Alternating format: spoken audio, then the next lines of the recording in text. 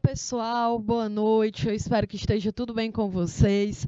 Eu sou a professora Kelly Campelo e nós estamos iniciando mais uma aula da nossa disciplina eletiva, que é Siga as Pegadas, né, em que a gente está dividido aqui tanto na área de conhecimento da linguagem, lá com o professor de artes, e comigo aqui, em que a gente está voltado para a área do conhecimento de humanas, da questão social, em que a gente analisa um pouco mais ali da história, tá certo?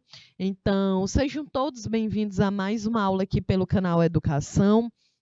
Então, na nossa aula de hoje, a gente vai falar sobre povoamento das Américas. Nós vivemos aqui dentro do continente americano, né, de uma forma específica na América do Sul, e é claro que isso gera um impacto cultural muito forte em relação à forma como a gente vive, e é de fundamental importância que a gente consiga compreender um pouco de que forma que esse continente ele foi habitado.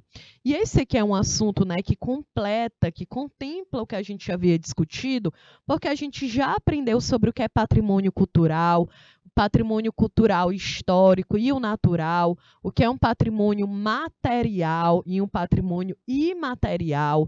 Entendemos a importância, a função de se proteger também o patrimônio cultural.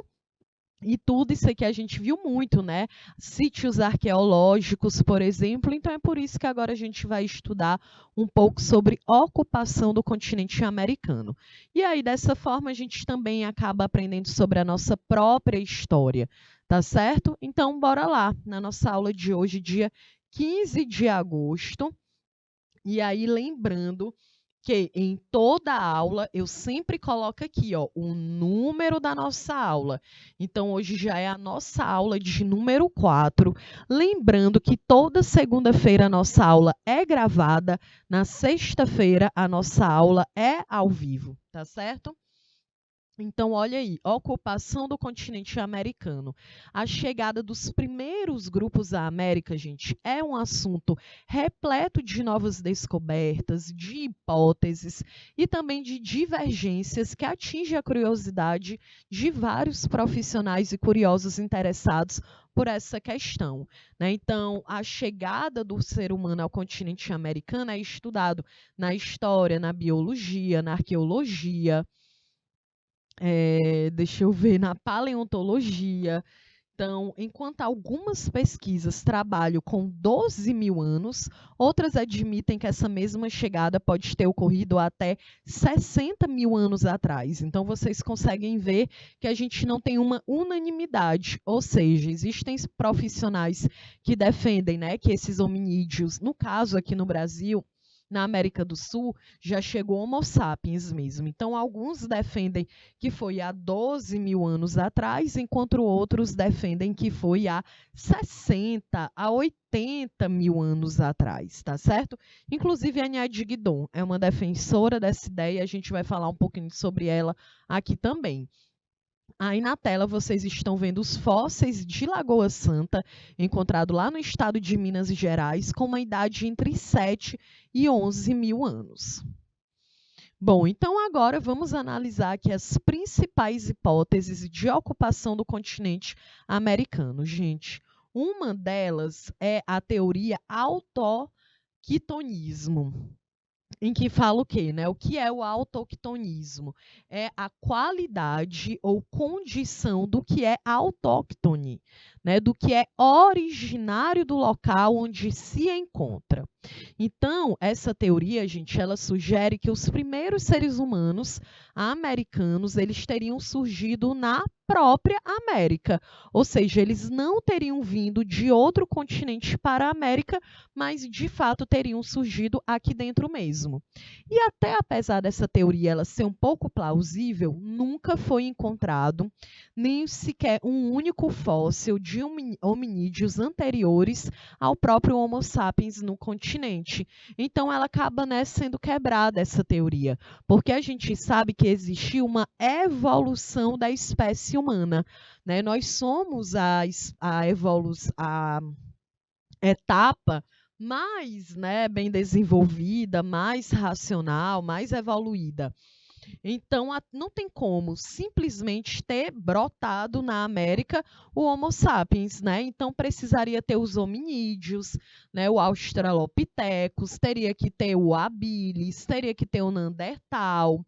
E não tinha essa galera, porque todos os registros encontrados de fósseis na América é de Homo sapiens. Então, por isso que se questiona, né? Se tivessem surgido aqui na América, essa galera não dava para ter surgido Homo sapiens, porque a gente evoluiu. Então, teria que ser aí um ser de uma espécie, pelo menos hominídeo, né? Porque lembra, hominídeo. Tem a galera que é homonídeo. Tem uma diferença. A gente é homo sapiens, sapiens, né? Então a gente evoluiu um grau a mais. E aí lembrar, professor, então, quem é que chega na América? É o Homo sapiens, tá certo? Já era ali uma categoria que havia evoluído, gente, tá certo?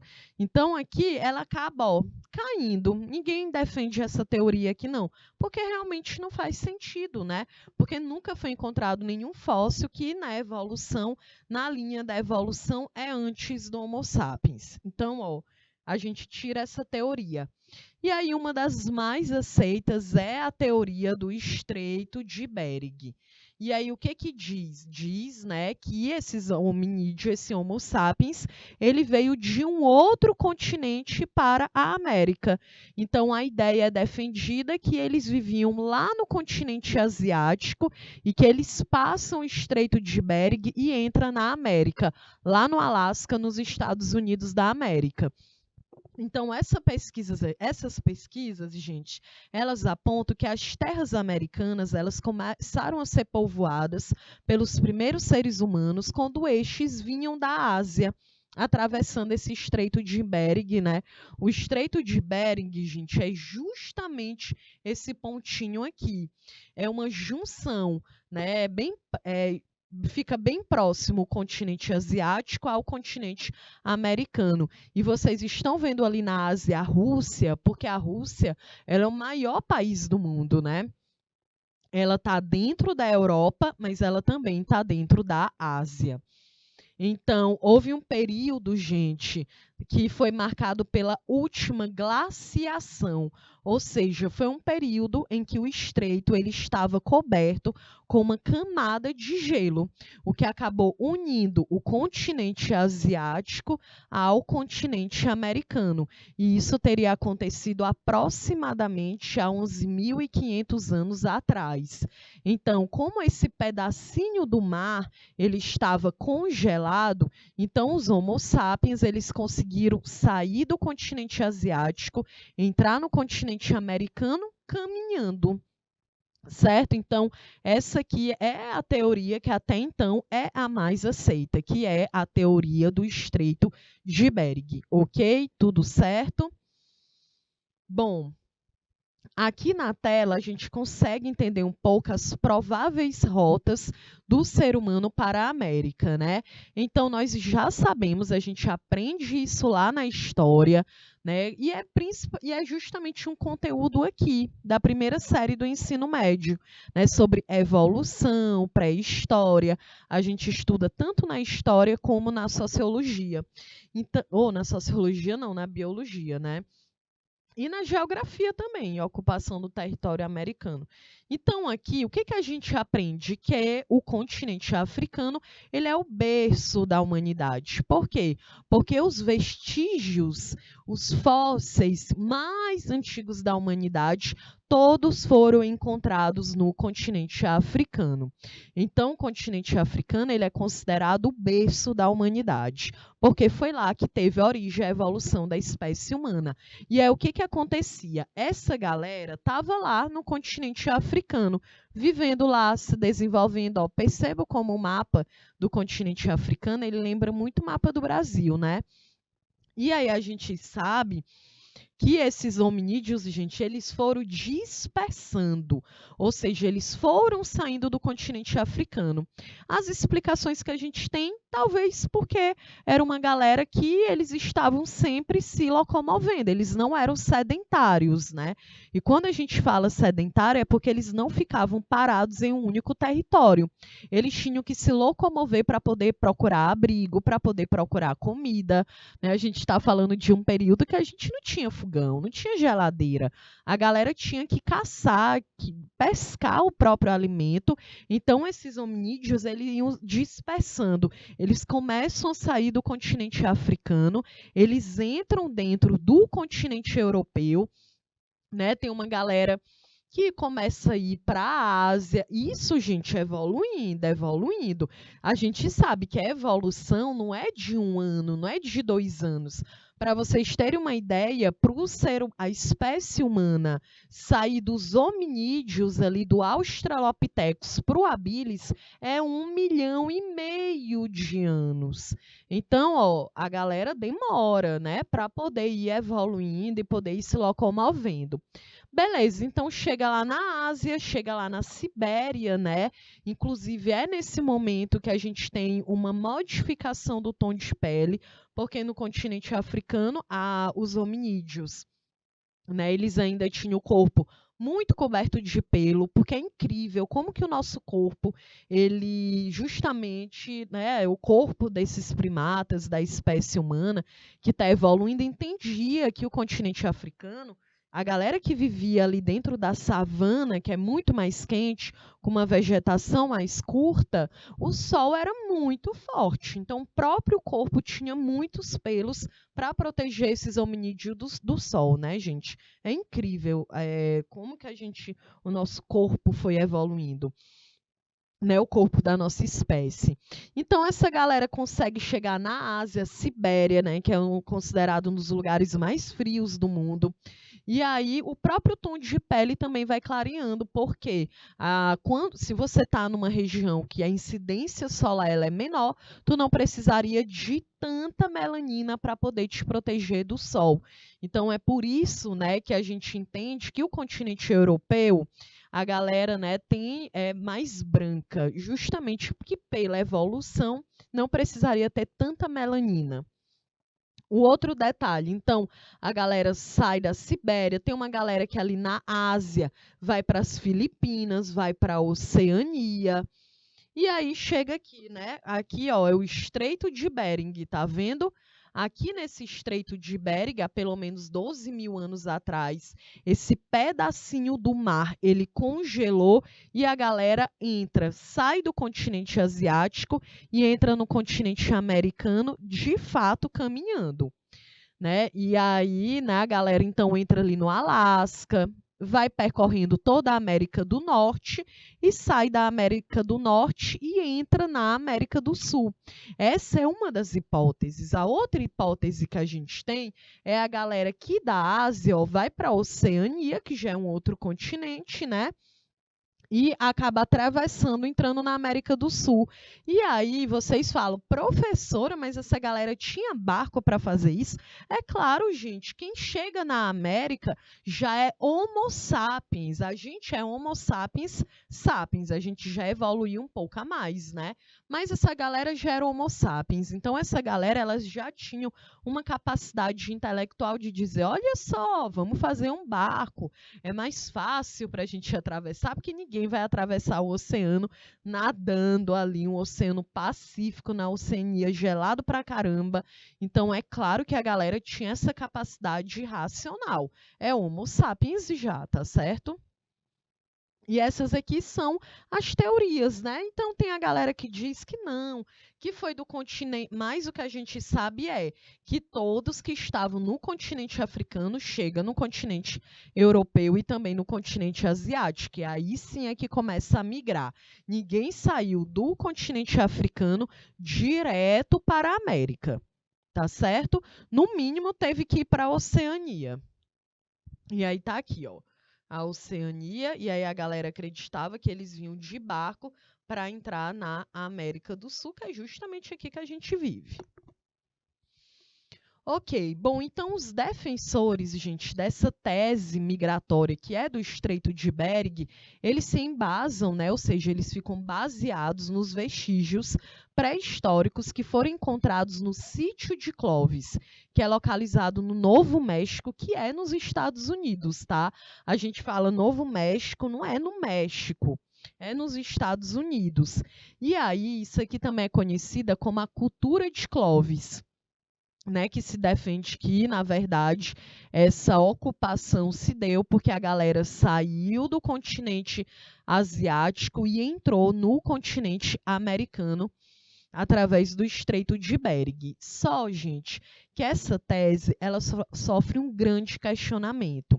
E uma dessas suspeitas sobre a teoria do Estreito de Bering aconteceu quando, em 1975, o fóssil de uma mulher foi encontrado na região de Lagoa Santa, no estado brasileiro de Minas Gerais, que é a Luzia. Aí na tela vocês estão vendo, né, uma representação que foi feita através de uma tecnologia digital para a gente ter uma ideia de como que era o rosto, o crânio da Luzia, e aí do lado é o crânio da Luzia de fato, que inclusive estava guardado e protegido lá no Museu Nacional, mas como nós sabemos, o Museu Nacional ele pegou fogo, eu acho que foi em setembro, foi, em setembro de 2018, e o crânio da Luzia estava lá, né? A gente perdeu um pedacinho, mas o crânio ele ainda foi preservado.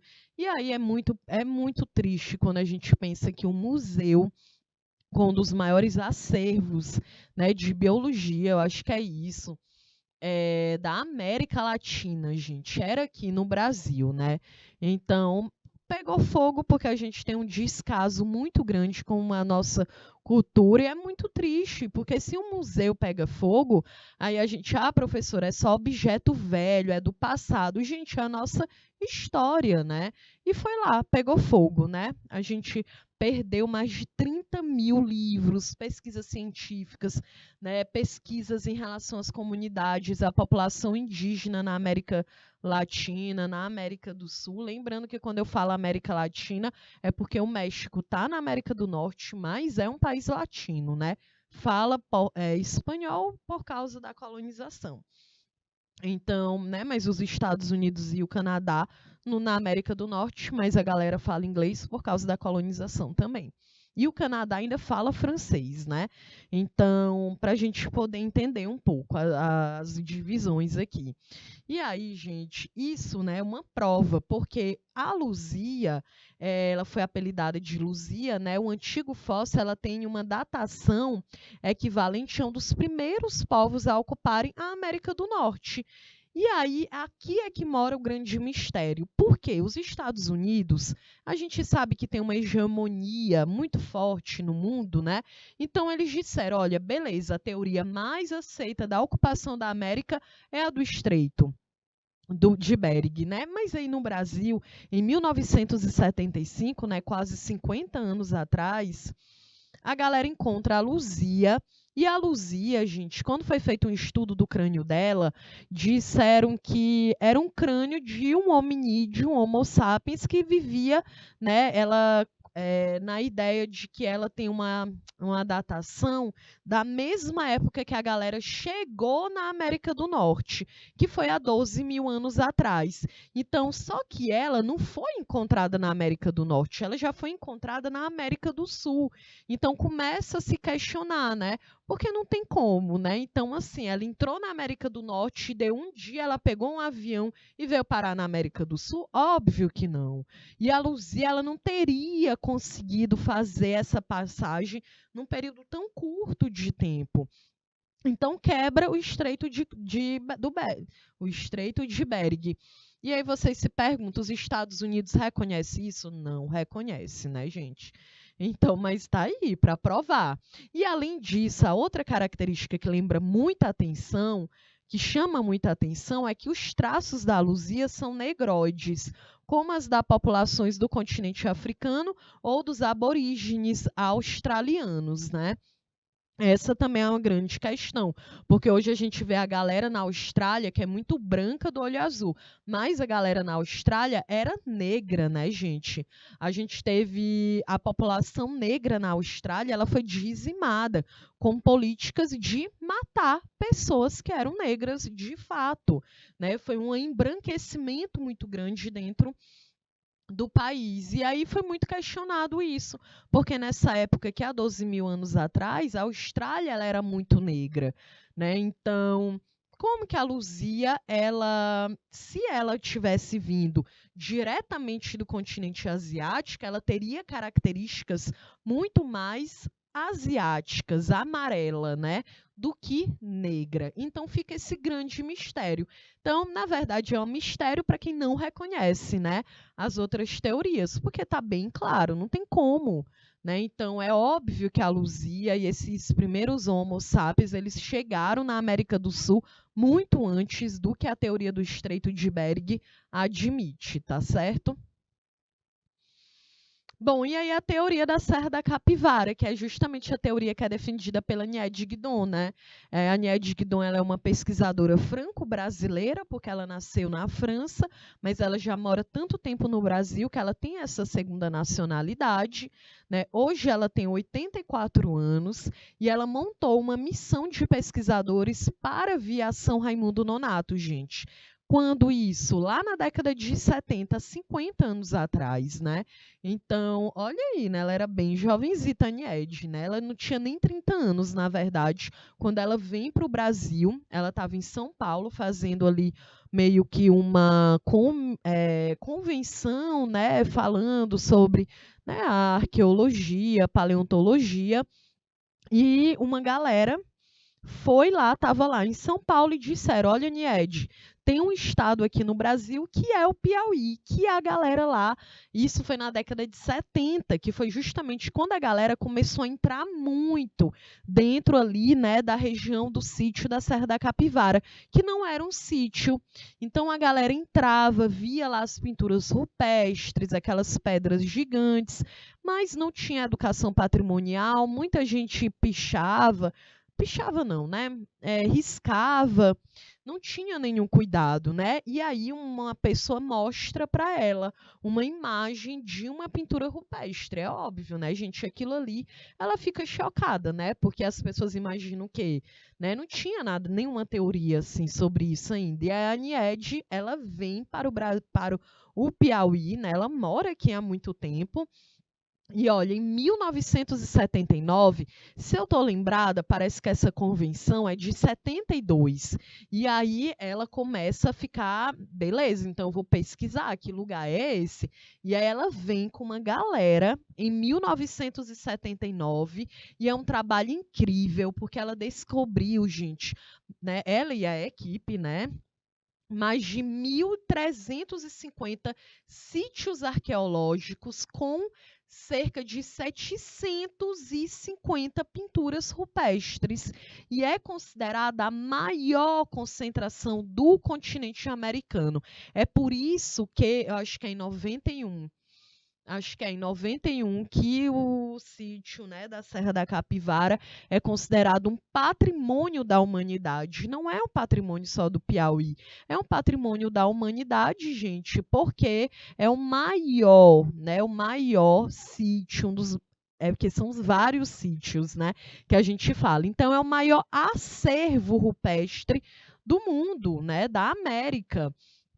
Do mundo não, acho que é da América mesmo. Então começou uma disputa científica que procurava demonstrar de que forma que esses seres humanos entraram dentro da América do Sul. Né? Então, os últimos achados na Serra da Capivara dizem, gente, que a chegada à América foi há 10 mil anos, pelo menos antes, né? Bem mais antigo do que o Estreito de Bering. E aí, na verdade, a Niede Guidon, gente, ela já fala de 100 mil anos atrás, né? A galera não leva isso em consideração. E quando eu digo a galera, eu digo o aparato científico, né? Que, no caso, quando a gente diz assim, ó, os Estados Unidos, ele tem o domínio sobre o Estreito de Bering. Ele precisa reconhecer essa pesquisa aqui, porque senão não tem como, né? O que é considerado até hoje o mais aceito dentro do campo científico é a do Estreito de Bering, né? Mas a gente tem ali na Serra da Capivara muitos indícios. Uns falam que o Homo sapiens chega à América do Sul há 58 mil anos atrás. Foi em 91 que foi essa pesquisa. Mas hoje, né, a galera já fala de 100 mil anos atrás. Então, quebra muito a teoria do Estreito de Bering, porque tu imagina, 12 mil anos, que é o que é defendido na cultura de Clovis, né? Como a gente fala, que foi lá no Novo México, nos Estados Unidos.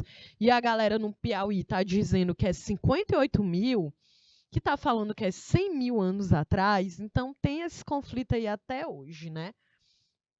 E aí, um dos últimos achados na capivara, isso aqui eu falei, né?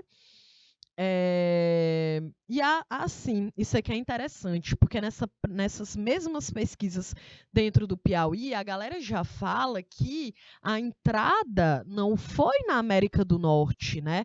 Saindo da Ásia, entrando no Alasca pelo Estreito de Bering. A própria Nied fala que os primeiros seres humanos chegam à América pela América do Sul. E para chegar pela América do Sul, só se a galera tivesse vindo realmente ali da Ásia, da Polinésia, da Oceania, né? Não tem como, não tem porquê. Lembra lá do mapa, né? Porque pelo Estreito de Bering a galera sai pela Rússia. Então, não tem como, né, gente? Isso aí não é defendido aqui. Então, aí na tela vocês estão vendo, né, a Nied Guidon com um vestígio fóssil lá no Museu do Homem Americano, no Piauí.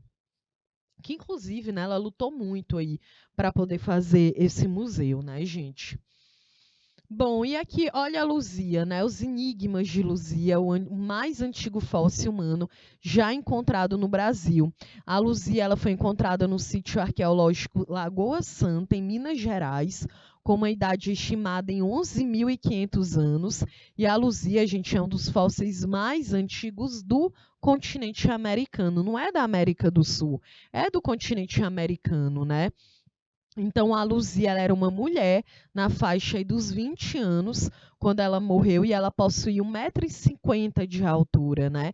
E ela era muito jovem, porque realmente a galera morria, né? Esses hominídeos, Homo sapiens, morriam muito jovem, né? Porque imagina as adversidades, né, gente, de você conseguir viver dentro da natureza, imagina como é. E aí na tela vocês estão vendo uma reconstrução da Luzia pela teoria australásia, né? A gente entender toda aí a feição que ela tinha, uma feição negroide. Isso é interessante porque eu ainda quero discutir aqui com vocês sobre os primeiros, né, seres humanos aqui na América, as nossas características. E aí, por exemplo, os indígenas no Brasil. Vocês já perceberam os indígenas aqui? Eles têm o olho puxado, né, que a gente fala, um cabelo liso e lembra quem? A galera asiática, que a gente fala que é a galera amarela, né? Então, são muito parecidos, gente. A diferença é que a galera amarela, não é branca, né? A gente precisa entender as questões da etnia, porque no Brasil a gente considera, né, uma pessoa que é asiática branca, mas ela não é branca, ela é amarela, né? A etnia é essa. Lembrando que essa denominação amarela, ela é permitida aqui no Brasil. Ela está lá no IBGE, que tu pode se considerar uma pessoa amarela, mas em alguns países você falar que uma pessoa asiática é amarela é considerado racismo. Então a gente também tem que levar em consideração as nomenclaturas e a questão da identidade em outros territórios, né?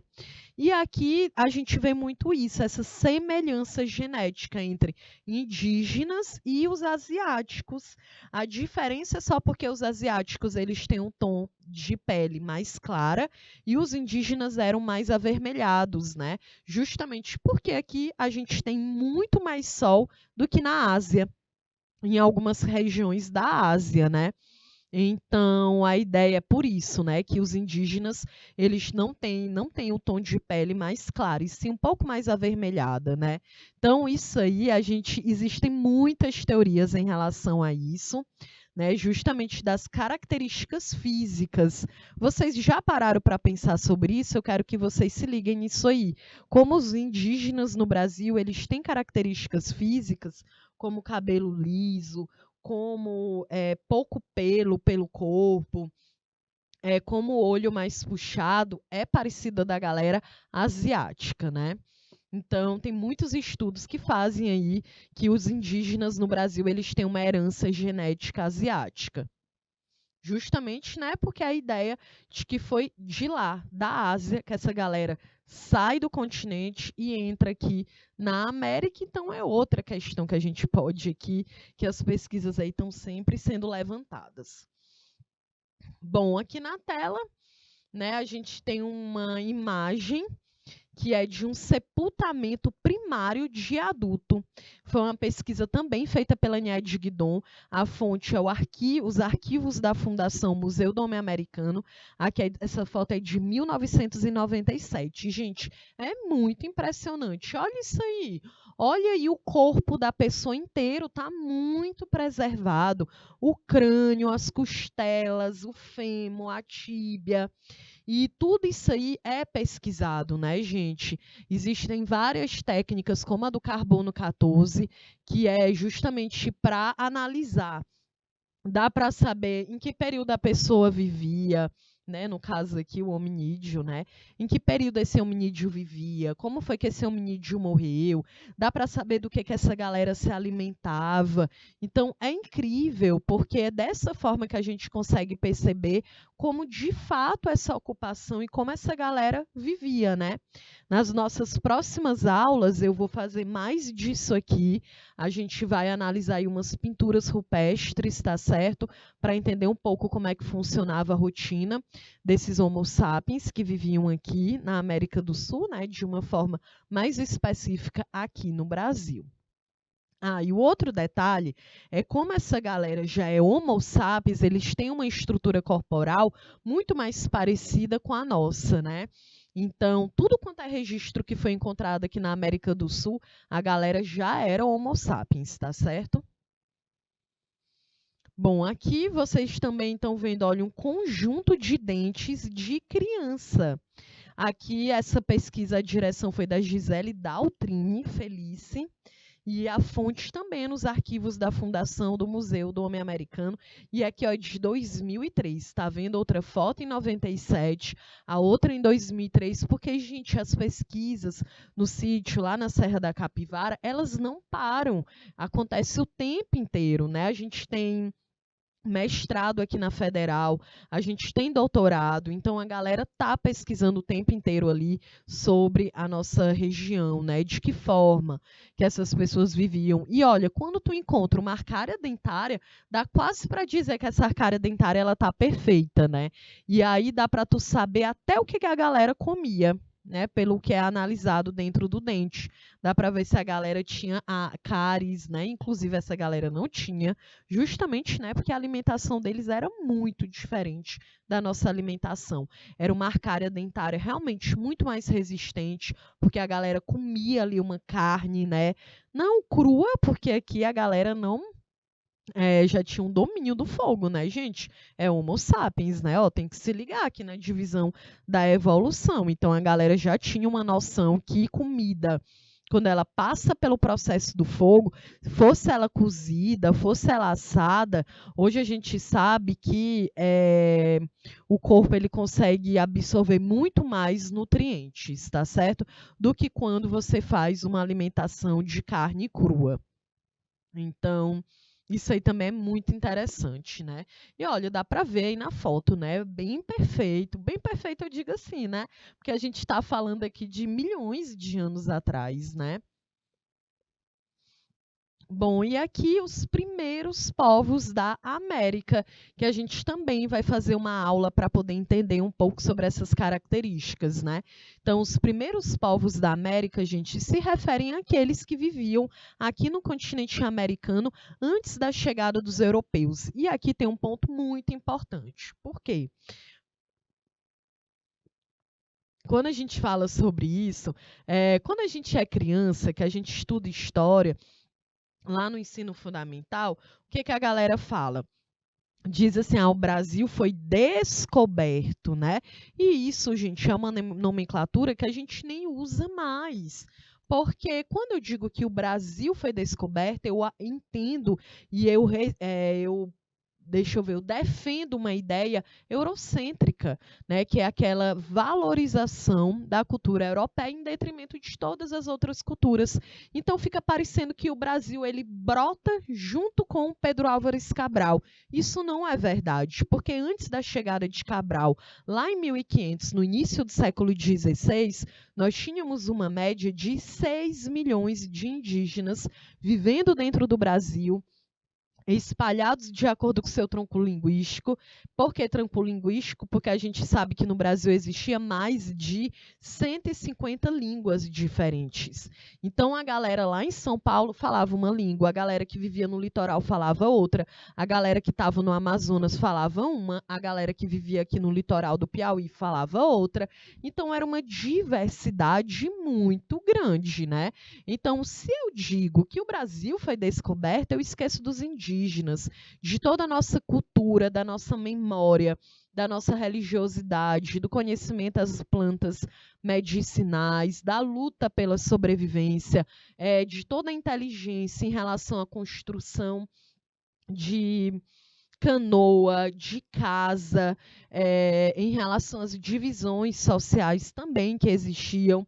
Então, eu anulo, eu excluo toda a cultura indígena. Então, a gente precisa pensar muito nisso. O nome disso é eurocentrismo, que é a ideia de que o centro é na Europa, né? Por isso que ela é conhecida como Velho Mundo e a América Novo Mundo, porque parece que a gente existe quando Cabral chega aqui, e não é verdade, né? E pensando no continente americano, nós temos pesquisas que apontam que no continente americano existia uma média de 100 milhões de pessoas, gente, vivendo no continente americano inteiro. Inclusive, a própria nomenclatura índio tem sido algo muito questionado, criticado dentro da comunidade indígena, porque índio é uma palavra que o europeu ele classifica. Então, se entendia que os indígenas que viviam no Brasil eram iguais aos que viviam no México. Era igual a galera que vivia na Argentina, no Chile, no Peru, na América do Norte, né, nos Estados Unidos, no Canadá, na América Central, e a gente sabe que não, porque são muitos povos e são muito diferentes, né, gente? Olha aí a cultura, os indígenas do Brasil, eles não viviam da mesma forma que os maias, que os incas, que os astecas, que os apaches lá nos Estados Unidos. Então, é uma diversidade muito grande, a própria língua, o próprio estilo de vida. Não tem como a gente dizer que o indígena que vivia no Brasil, numa região do litoral, no calor que o Brasil tem, que é tropical, né?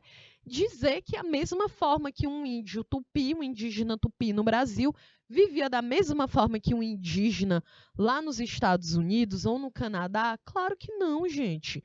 Então, isso aí foi classificado e é esquecida toda a diversidade cultural desses povos, tá bom? Então, isso é muito importante para a gente poder se ligar. Então, também são chamados, né, de povos pré-colombianos, porque existe toda aquela ideia de que o Cristóvão Colombo é que começa a conquistar, a colonizar, né, o continente americano, ainda lá no final do século XV, em 1492, o Colombo ele chega na América, né? E o Cabral chega aqui ao Brasil 8 anos depois. Então, por isso que fala pré-colombianos, né? Então, exemplos de povos pré-colombianos, a gente tem os olmecas lá no México, os incas, os astecas, os maias.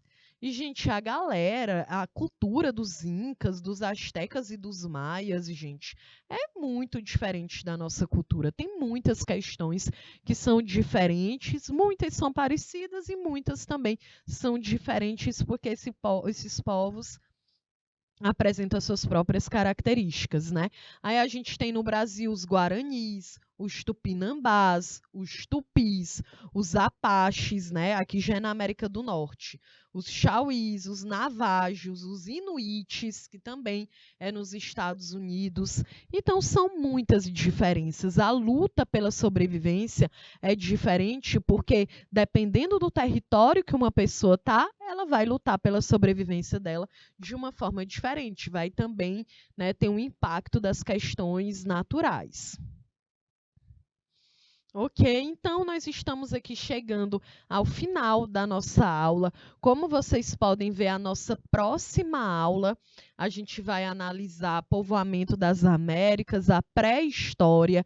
Eu quero falar um pouco sobre a evolução da humanidade também, né? E aí a gente vai discutir sobre essa frasezinha que é clássica, né? O ser humano se originou dos macacos? Isso é um mito ou isso é uma verdade, né? Então, a gente já sabe que é um mito, já digo logo que é um mito.